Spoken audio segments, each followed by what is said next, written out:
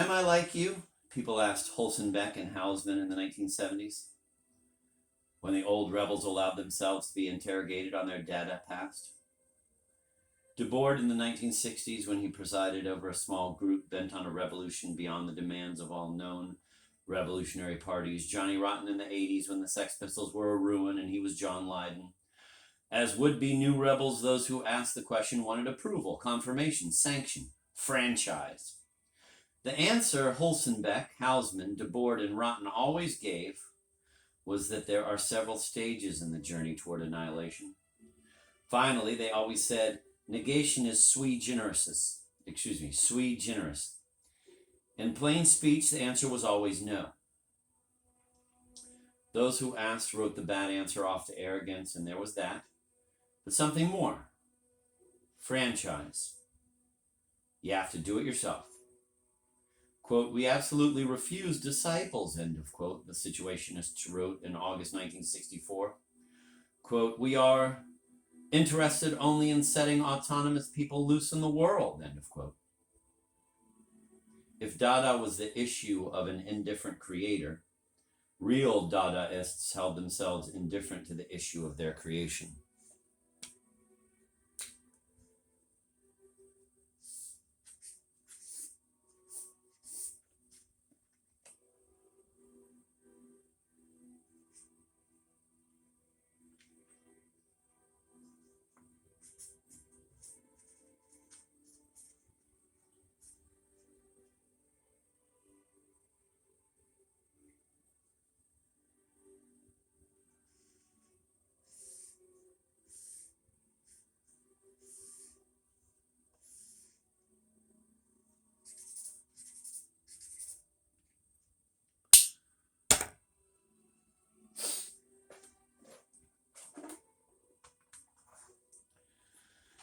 To Michel, absinthe always left a taste of bile. As he wrote his book in the summer of 1950, Moore saw the few months that separated him from Saint-Germain-des-Prés as centuries. Once, people actually lived like that. He had lived like that, moment to moment. He and his friends had found a way to say no to any question. Do you have a philosophy of life? Fuck off. Or, yes, I have a philosophy of life. Fuck off. In a store, may I help you, sir? Fuck off. In a cafe, yes? My good man, the question you have answered is the question I have refrained from asking. Fuck off. Michel set out one last time for Saint-Maximin. In a week, he was back with the washouts. Sometimes they hit Isso's cafe and heckled him. That was the best they could do.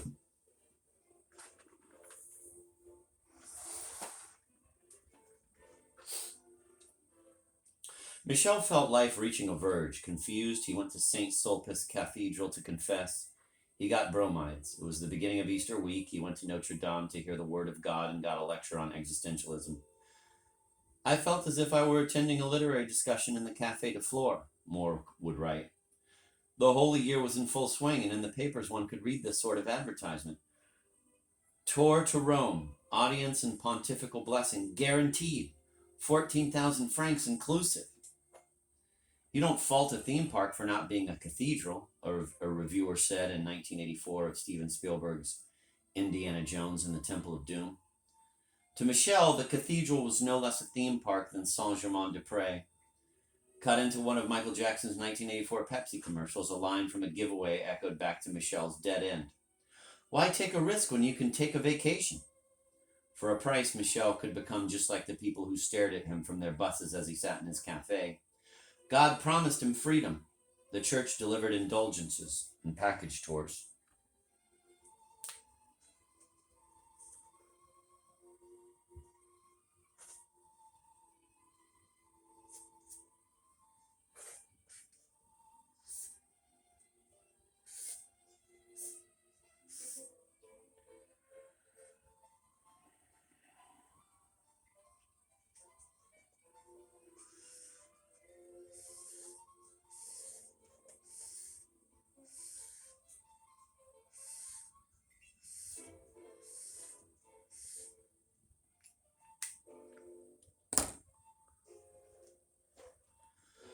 Picking up the latest issue of Ecclesia, Michel chanced on a poem in homage to Saint Maximin.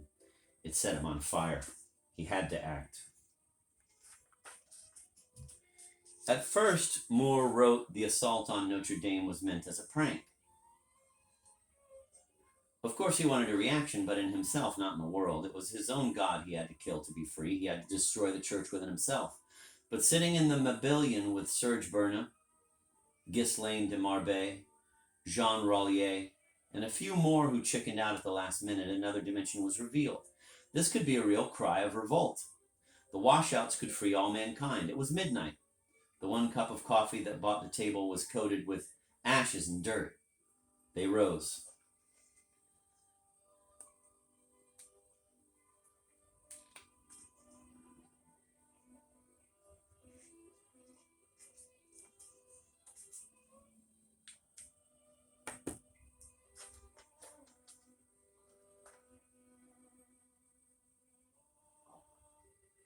There were 48 hours to go. Michel found a costume store and rented a Dominican habit. Almost certainly, he telephoned the cathedral and warned that a disruption was about to take place. He shaved his head, carefully leaving a tonsure. With his friends, he crossed the bridge from the left bank to the Ile de la Cité. He approached the cathedral. As every year of his life hammered in his head, I thought, he told the police the next day, my heart would stop. He entered Notre Dame. He mounted the altar and seized the Mass. Before 10,000 people from all over the world, he said that God was dead. Then, as he must have pictured it 100 times before, the guards drew their swords, rushed forward, and attempted to kill him.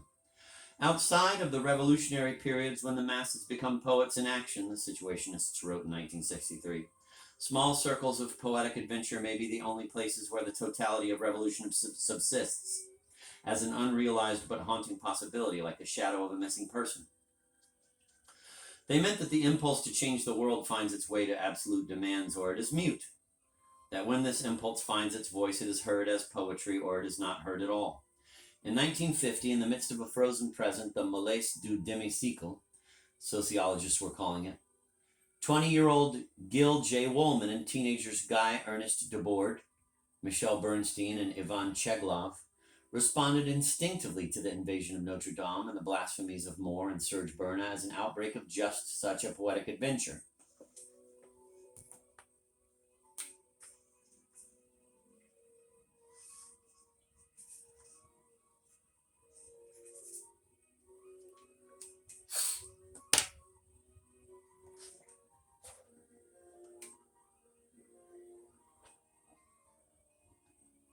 It wasn't poetry in the service of revolution, as the old surrealist slogan had it, but as the situationists would reverse it, revolution in the service of poetry.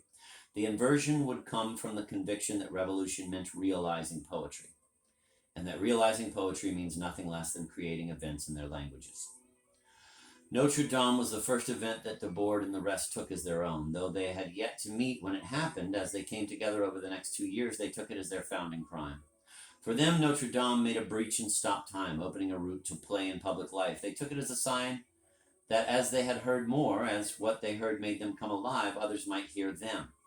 It was an event, and they set out to find its language. So quickly disavowed by its actor, the incident gave them a first sense of what Saint Just must have called public happiness, and it gave them a first sense of legacy.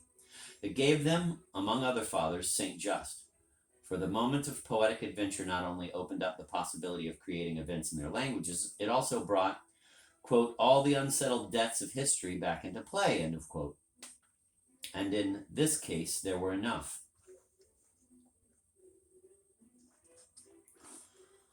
Throughout the 20s, the Surrealists sought a poetry to destroy the hypnotic symbolism of the church. Louis Buñuel, who as a young man went about Madrid dressed as a priest, risking prison for a private joke, and who in 1930 made the blasphemous film L'Age d'Or, was first attracted to the Surrealists by a photo published in 1926 in the review La Révolution Surrealiste, Benjamin Péret insulting a priest. Characterized by Robert Hughes as one of the world's first documented performance pieces, forerunner of 1,000 equally trivial actions that would be recorded on Polaroid or videotaped by American artists in the 70s. Today, the picture is almost impossible to read. A more obvious caption would be, a priest giving Benjamin Péret a dirty look. All of which only proves that at the right time and place, the most marginal poetics, here an ambiguous photo titled by Fiat, can lead somewhere, in this case to L'Age d'Or, which still changes lives.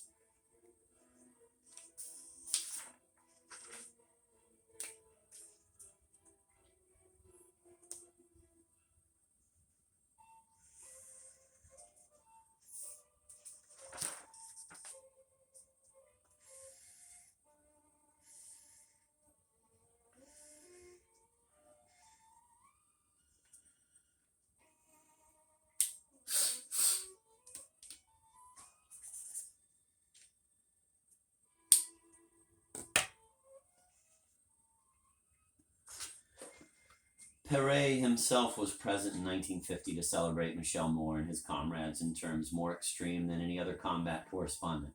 I no longer despair of one day seeing the children of Paris imitate the children of Barcelona, he wrote. Those who in 1936 played in the blazing light of the churches their elders had destroyed.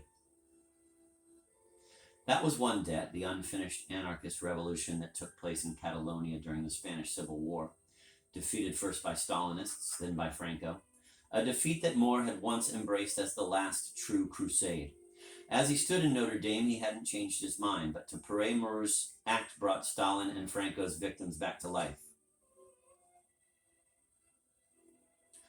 Pumping the story, Combat claimed there was no precedent for the assault on Notre Dame, that the world did not turn upside down with the announcement that God was dead, allowed the paper to forget how many of the deepest desires unleashed by the French Revolution had begun in blasphemy, in such unread poems as St. Just's Organt, a 1789 epic of orgy and nun rape, and to forget that in November 1793, revolutionaries seized Notre Dame, changed its name to the Temple of Reason, built a mountain in the choir, and cheered as a woman dressed as Liberty led a dance for the death of God.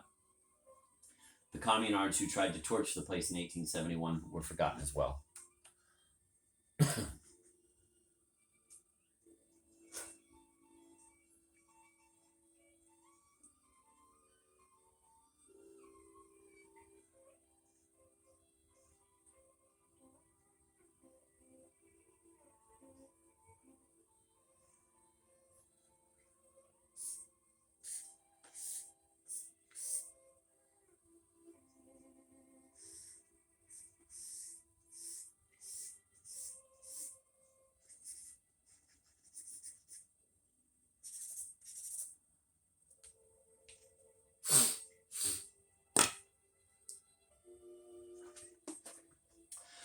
Neither Combat nor any of its surrealist chorus, communist or not, noticed that the leading images in the sermon Bernah wrote for Moore came from Marx's contribution to the critique of Hegel's philosophy of right.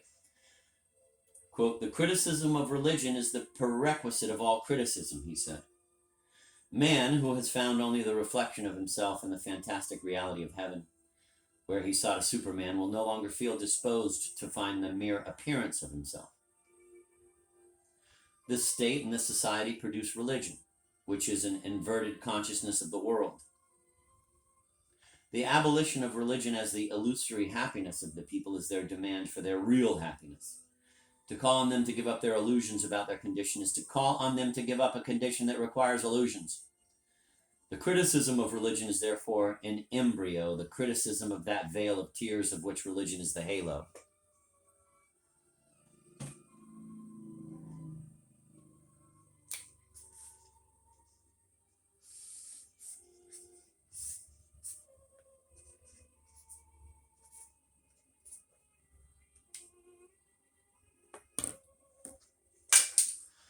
One can, of course, go back much farther to the true Christs and antichrists of the late Middle Ages, to Thomas Müntzer, hero of an early book by Friedrich Engels, who in 1525 led German peasants to slaughter in their search for the kingdom of God on earth.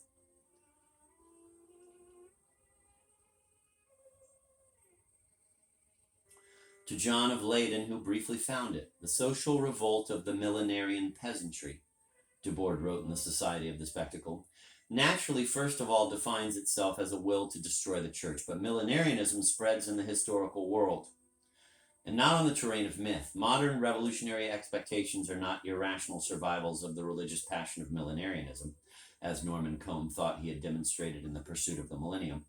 On the contrary, it is millenarianism, revolutionary class struggle speaking the language of religion for the last time, which is already a modern revolutionary tendency that as yet lacks the consciousness that it is solely historical.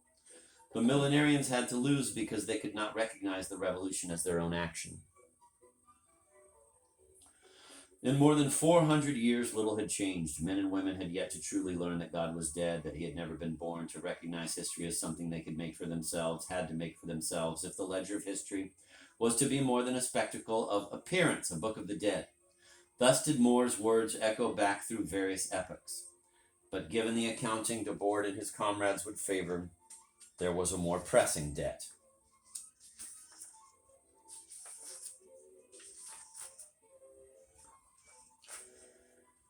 In 1918, on 17th November, unless it was August 16th, unless it was 1917, Berlin Dadaist Johann Baader entered Berlin Cathedral. If it was 17 November 1918, it was 10 days after Kurt Eisner proclaimed a Soviet Republic in Bavaria, 9 days after the outbreak of Berlin's November Revolution, 1 day after the convening of the nationwide Rate Congress, the Congress of Councils, the autonomous circles of workers, soldiers, and intellectuals now federating to organize a new world out of the ruin of the old. There was shooting in the streets and starvation behind closed doors. For a moment, Germany ceased to exist.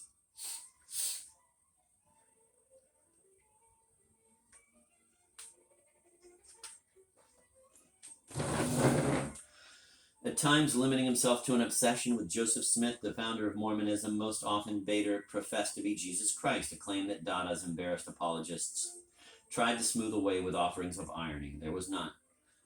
Baader was the sort of borderline psychotic inevitably attracted by negationist movements and thrust into the forefront of movements that by their nature blur the lines between idealism and nihilism. As George Grosz said of the Berlin Dadaists, in another age they might have been flagellants.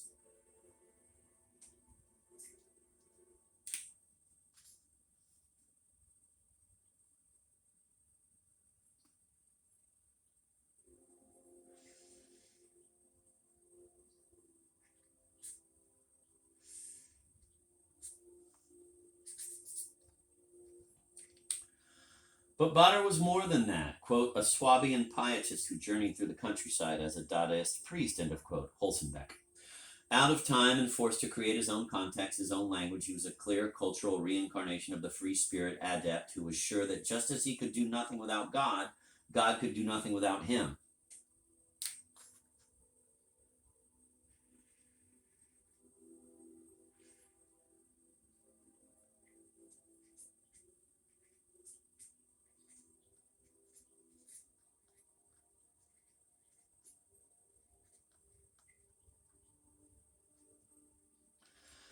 In Berlin in 1918, Baader was a lunatic with a chance to change the world. He held the planet in his mouth. The indifferent creator would determine whether he would swallow it or spit it out. The German government had certified Baader insane. In Holzenbeck's words, Baader was awarded a, quote, hunting license, end of quote. Since unlike the rest of the Berlin Dada Club, he could not be held accountable for his actions, he could safely do what his comrades only dreamed of.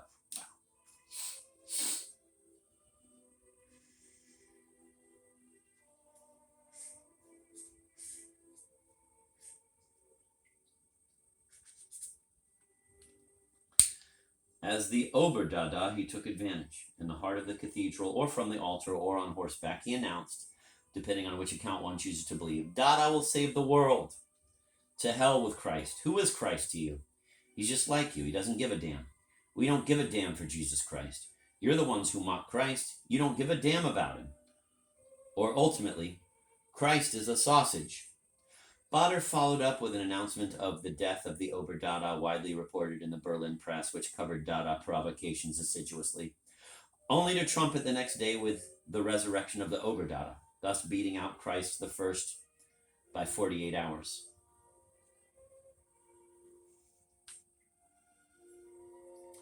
There is an uglier version of this monomania, which for an instant found a field where it appeared not as madness but as culture. Raoul Hausmann, Baader's closest friend, recalled in his memoirs, I had seen in him a man capable of driving his head through a brick wall in the service of an idea. In June of 1917, it became clear to myself, Franz Young, and Baader that the masses needed to be shaken from their stupor. I took Baader into the fields of Sudend and said to him, quote, all this is yours if you do as I tell you. The Bishop of Brunswick has failed to recognize you as Jesus Christ, and you have retaliated by defiling the altar in his church. This is no compensation. From today, you will be president of the Christ Society Ltd. And recruit members. You must convince everyone that he too can be Christ if he wants to, on payment of 50 marks to your society. Members of our society will no longer be subject to temporal authority and will be automatically unfit for military service. You will wear a purple robe.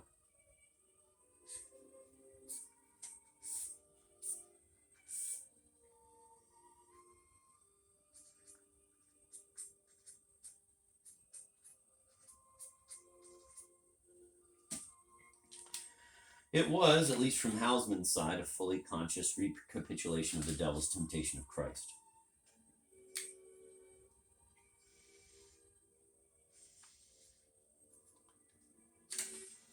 There were further plans, a great march through Berlin where the cathedral would have been not disrupted but stormed. The march never came off. Funds were lacking, Hausmann explained. What funds? The reader wonders. The world was denied the wonder of Bader and 1,000 others parading through the streets as saviors, or as Dada death. Gross's sometime promenade costume, a long black cloak, a huge white death's head mask. A costume that reappeared all over Germany in the 1980s as students and punks, some explicit about their sources, paraded through the streets in protest against nuclear weapons.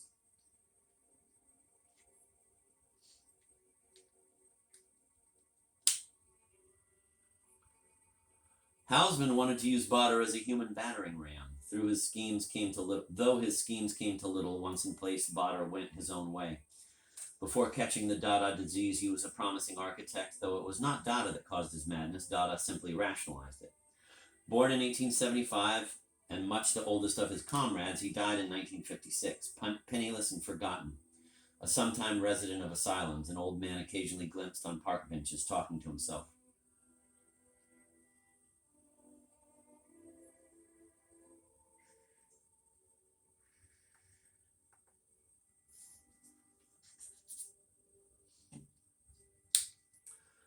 Unlike almost all the rest who, living into the 1970s, went on to productive, honored lives after giving up the Dada ghost. But though following his appearance in Berlin Cathedral, Bader disappeared from history, which is to say from Dada surveys and hagiographies, he achieved one more day of glory, almost unrecorded but even more perfectly ambiguous. Hausmann's companion, Vera Breuder-Kohn, told the story a half-century after the fact. In about 1930, Hitler was at the beginning of his final ascendance. One of the most curious symptoms that showed all was not right with Germany was the extraordinary number of people who thought they were Christ.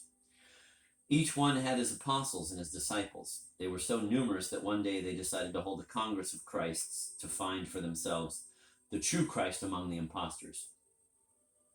As it was in the summer and in Thuringia, in the Middle Ages a center of radical heresy, especially of the free spirit and a focal point of religious mania ever since, the Christ seemed to sprout like mushrooms.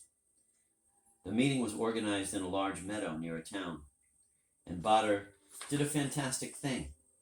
As he was then a journalist, Lufthansa had offered him a pass which enabled him to make whatever trip he wanted free. If he went to an important rally in Germany, he called the company and asked them if he could be brought to Thuringia and set down in the middle of the meadow. It was accepted. All of the people at the rally stood up and formed an enormous circle. Each Christ went to the middle, and behind him came all of his supporters. The spectators pushed from behind, and then all eyes went up to see Bader descending from the sky. He landed, then went away. They saw his face and were rendered speechless. This was a convolution of farce, satire, practical joke, insanity, faith, alienation, and revolt. A convolution of the personal, the historical, the religious, the cultural, and the political that cannot be untangled. Bader's appearance in Berlin Cathedral was the same because it could never be factored, which is why it could never be reported. The latter event found its place in almost every Dada chronicle, and chroniclers gave it no more thought than they would have to any other meaningless prank. Decades later, it was a good story. There is no reason to think that Michel Moore or Serge Bernin knew what Bader did, any more than there is reason to think that Bader, sitting on his park bench in 1950, read the news of what they did and then laughed or cursed or stared blankly through the pages without understanding a word. But Bader had charged history with a debt, the debt of the unsatisfied act. If the Notre Dame Four did not come close to settling it, they surely brought it back into play, the debt, and all the history that came with it. Dada was defined by its refusal to make predictions and by its refusal to be surprised. Dada, read a 1919 manifesto credited to Holzenbeck, Hausmann, and Bader, is the only savings bank that pays interest in eternity. Invest in Dada. Dada is the secret black market. Dada is not subordinate to the sovereignty of the Inter-Allied Economic Commission. Even the Deutsche Tageszeitung lives and dies with Dada. If you wish to obey the summons, then go at night between 11 and 2 o'clock to the spot in the Siegelsaal between Joachim and Lazy and Otto, the milksop, and ask the policeman where the secret Dada depot is.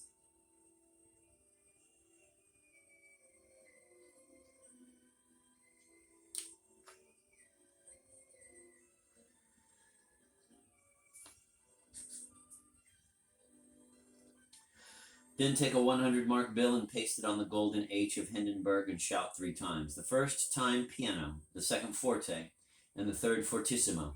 Dada! Then the Kaiser, who does not, as claimed for tactical reasons, live in Amerongen, but between Hindenburg's feet, will climb through a trap door out of a secret passageway with an audible dada, dada, dada, and give you our receipt. Be sure that W2 is followed not by IR, but by dada. IR will not be honored by the savings bank. In addition, you can transfer your balance to Dada at any branch office of the Deutsche Bank, the Dresden Bank, the Darmstadter Bank, and the Discounto Company. These 4 banks are called the D, or Dada banks, and the Emperor of China and the Emperor of Japan and the new Emperor of Kolchak of Russia have their court Dada in every bank. They used to be called Goldschütter, but now they are called Dada. One is standing on the left corner tower of Notre Dame.